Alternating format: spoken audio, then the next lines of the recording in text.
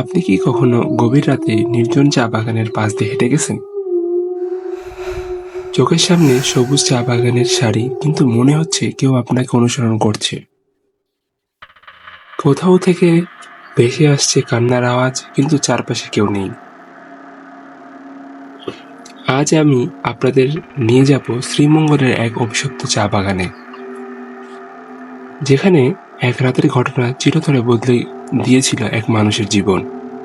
একটা বিশাল বটগাছ, একটা রহস্যময় আত্মহত্যার গল্প। তাহলে চলুন, আলো নিভিয়ে, কানে হেডফোন দিয়ে আর হৃদয়কে শক্ত করে শুনতে থাকুন আজকের ভৌতিক অভিজ্ঞতা। গল্পের নাম অভিশপ্ত চা বাগান ও বটগাছের নারী। লোকেশন শ্রীমঙ্গল, বাংলাদেশ। ঘটনাটি ঘটেছে 2007 সালে। ঘটনাটি ঘটেছিল রফিকুল ইসলামের সাথে, যিনি ছিলেন সেই চা বাগানের ম্যানেজারের দায়িত্বে। বাংলাদেশের শ্রীমঙ্গল, যেখানে সবুজে মোড়া অসংখ্য চা বাগান, পাখির ডাক, কুয়াশাচ্ছন্ন পাহাড়ি পথ আর দিনের আলোয় রূপকথার মতো সৌন্দর্য। কিন্তু রাত নামলেই এই চা বাগানের একটি নির্দিষ্ট অংশে কেউ যেতে চায় না। সেই জায়গাটিতেই দাঁড়িয়ে আছে এক বিশাল পুরানো বটগাছ। স্থানীয় শ্রমিকদের মতে এই গাছের নিচে বহু বছর আগে এক তরুণী চা শ্রমিকের অস্বাভাবিক মৃত্যু হয়েছিল। কেউ বলে সে গাছে নিজের গলায় মিঠে ফাঁস দিয়েছিল, আবার কেউ বলে তাকে হত্যা করা হয়েছিল। বছরের পর বছর ধরে রাত গভীর হলে শ্রমিকরা সেখানে অদ্ভুত কান্নার শব্দ শুনতে পেত। কেউ সাহস করে কাছে গেলে গলা শুকিয়ে আসতো, শ্বাস বন্ধ হয়ে আসতো, আর চারপাশের বাতাস অস্বাভাবিক ঠান্ডা হয়ে যেত। কিন্তু রফিকুল ইসলাম ছিলেন এইসব কুসংস্কারে বিশ্বাসী নন। তিনি ছিলেন শিক্ষিত, সাহসী এবং বাস্তববাদী মানুষ। তিনি মনে করতেন এইসব পুরনো কাহিনী শুধুই গুজব। কিন্তু 2007 সালের এক রাতে তার বিশ্বাস বদলে গিয়েছিল চিরতরে। রাত আনুমানিক 12টা। চা বাগানের চারপাশে ঘুটঘুট পড়ছে অন্ধকারে। রফিকুল ইসলাম তখন তার কাঁচা ঘরের বারান্দায় বসে কাগজপত্র গুছাচ্ছিলেন। চারিদিকে শুনশান নীরবতা। ঠিক তখনই একটা নারীর কান্নার শব্দ ভেসে এলো বটগাছের দিক থেকে। রফিকুল কপাল কুঁচকে তাকালেন। এত রাতে এখানে কে আসবে? রাতের পাহারাদারও তো অনেক দূরে। কৌতূহল বশত তিনি টর্চ লাইট হাতে নিলেন এবং বেরিয়ে পড়লেন সেই অজানা রহস্যের সন্ধানে। বটগাছের কাছাকাছি যেতেই বাতাস যেন হিমশীতল হয়ে এলো।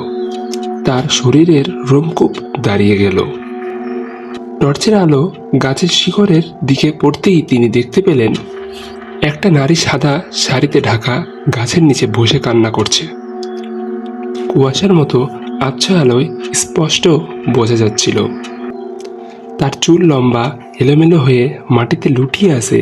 কান্নার আওয়াজ ধীরে ধীরে স্পষ্ট হচ্ছিল, যেন তার বুক ফেটে যাচ্ছে। রফিকুল বললেন, এই কে ওখানে? এত রাতে এখানে কি করছো?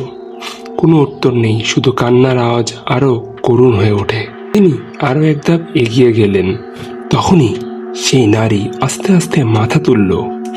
রফিকুলের বুক ধরফর করে উঠল, কারণ সেই মুখে কোনো মুখ নেই, শুধু একটা শূন্য গভীর কালো গর্ত। তার শ্বাস বন্ধ হয়ে আসতে লাগলো, পা যেন মাটিতে আটকে গেছে, দৌড়াতে পারছে না। কিন্তু ঠিক সেই মুহূর্তে নারীটি আকাশ বিজয়ী চিৎকার দিয়ে তার দিকে ছুটে এলো। রফিকুল হঠাৎ শক্তি ফিরে পেলেন এবং প্রাণপণে দৌড় দিতে লাগলেন। কিন্তু যতই দৌড়ান ততই যেন বটগাছের কাছেই ফিরে আসছেন। সময় যেন থমকে গেছে। শ্বাস নিতে কষ্ট হচ্ছে, চারপাশের বাতাস ভারী হয়ে গেছে। দৃষ্টিও ধীরে ধীরে ঝাপসা হয়ে আসছে। তার চোখের সামনে ধীরে ধীরে পুরো চা বাগান কালো কুয়াশায় ঢেকে যাচ্ছে। শেষ মুহূর্তে কানে ভেসে এলো কেউ একজন চিৎকার করছে, স্যার, স্যার, চোখ খুলুন। পরের দিন সকালে চা বাগানের শ্রমিকরা রফিকুল ইসলামকে বটগাছের নিচে অচেতন অবস্থায় খুঁজে পায়।